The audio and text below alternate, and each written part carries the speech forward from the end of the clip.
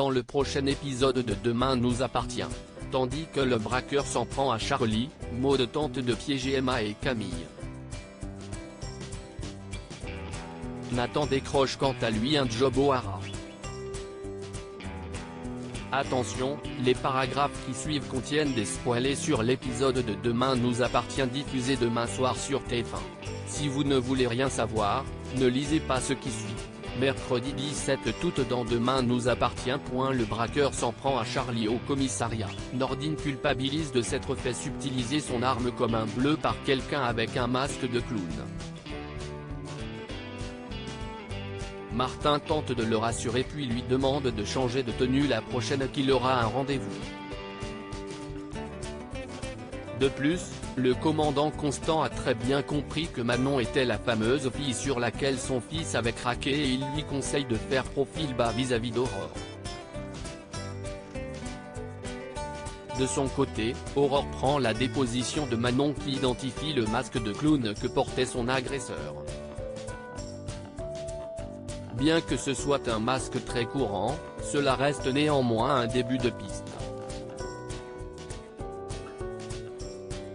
Lorsque sa mère cherche à savoir si elle a remarqué quelque chose d'autre, Manon répond qu'elle ne se rappelle pas de grand-chose car tout s'est passé très vite. Au moment où elle demande si Nordine aura des problèmes, Aurore explique qu'il n'avait pas le droit de porter son uniforme en dehors des heures de travail. Manon prend donc sa défense et précise qu'il a risqué sa vie pour la protéger. Comme Aurore est surprise qu'il ait été présent alors qu'elle pensait qu'il ne l'aidait plus à réviser, Manon lui fait croire qu'il n'a jamais arrêté. En raccompagnant sa fille à la sortie du commissariat, Aurore croise Nordine et le remercie pour son sang-froid héroïque. Légèrement mal à l'aise, le policier indique ensuite à sa collègue que le braqueur l'a sans doute suivi. En regardant les images de vidéosurveillance des alentours, Nordine se dit certain qu'il était sur le parking du commissariat juste avant qu'il ne parte. Le malfaiteur aurait donc prémédité son agression. Juste après, William les rejoint. Pour le remercier d'avoir sauvé Manon, le docteur Donnier l'invite à dîner un soir à la maison. Nordine accepte alors de programmer ça une fois que l'enquête sera terminée. Pendant ce temps, Martin et Georges font le point avec le procureur Perrault qui est remonté que Nordine se soit fait voler son arme de service. Puisque ce genre d'incident n'est pas tolérable, il compte sur le commandant Constant pour prendre des sanctions sévères. Immédiatement, Georges et Martin prennent sa défense et font valoir le fait que la présence de Nordine est indispensable à l'enquête. De plus, les policiers ont retrouvé une arme factice dans une poubelle à 100 mètres du lieu de l'agression et pensent qu'elle appartenait à l'agresseur. Sébastien leur met ensuite la pression pour retrouver cet individu au plus vite. Plus tard au commissariat, Georges est parvenu à compiler tous les braquages armés non résolus de la région dont 6 autour de Montpellier essentiellement sur des particuliers et des petits commerces. À chaque fois, le braqueur portait un masque de clown. Maintenant qu'il est armé, Martin en déduit qu'il souhaite désormais faire de plus gros casses. Après les avoir interrompus, Aurore leur apprend que l'appel à témoins a été fructueux, des habitants de la Pointe-Courte ont repéré un individu avec un masque de clown à la main. Sans attendre, Nordine et Sarah se rendent sur place. En apercevant un homme porter un masque en pleine rue, Nordine se lance à sa poursuite et parvient à le maîtriser. Malheureusement, ce n'est qu'un saltimbanque faisant du mime pour se faire quelques pièces. En parallèle, le braqueur récupère son arme et son masque dans un sac de sport qu'il a caché au bord de la mer. Tandis que Charlie compte sa caisse, l'individu au masque de clown pointe une arme sur elle puis l'assomme de lui remettre l'argent. Quand elle le supplie de ne pas lui faire de mal, il l'assomme de se retourner et de compter jusqu'à 10. Maud tente de piéger Emma et Camille. Emma et Camille rejoignent Maud à la paillote.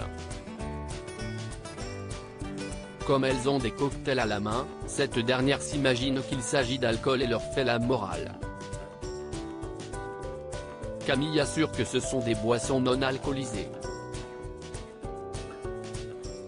Dans le même temps, Emma reçoit un message de Milan qui a récupéré un pack de bouteilles et aimerait faire la fête chez les mecs.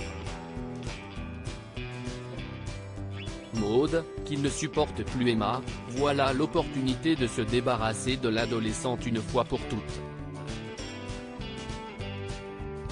Elle fait donc croire aux deux jeunes femmes que Raphaël passe la soirée à Montpellier avec Chloé. Par la suite, Emma et Camille accueillent quelques amis pour une petite fête improvisée. Lorsque sa mère l'appelle et la prévient qu'elle ne tardera à rentrer, Camille comprend que sa petite sœur a tenté de la piéger. Une fois que Camille a raccroché, les adolescents se mettent activement à ranger la maison avant de prendre la poudre d'escampette. En rentrant un peu plus tard, Maud comprend que son plan a échoué.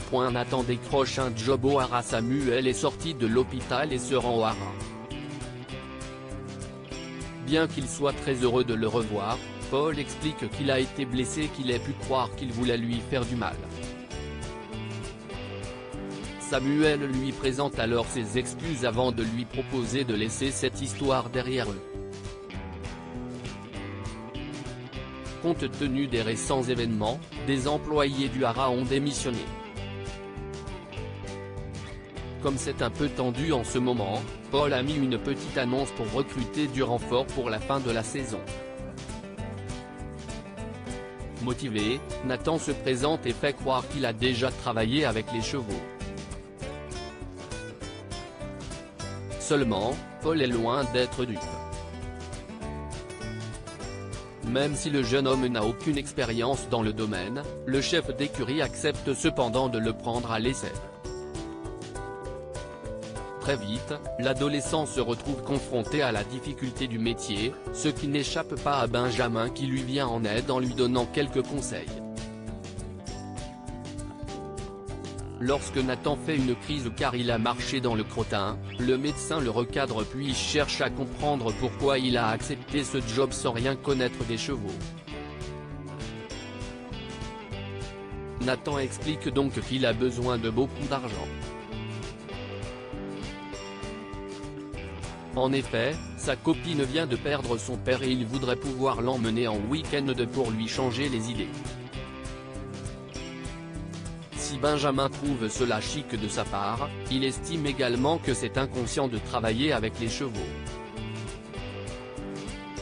Après avoir assuré de faire de son mieux, Nathan lui fait promettre de garder le secret.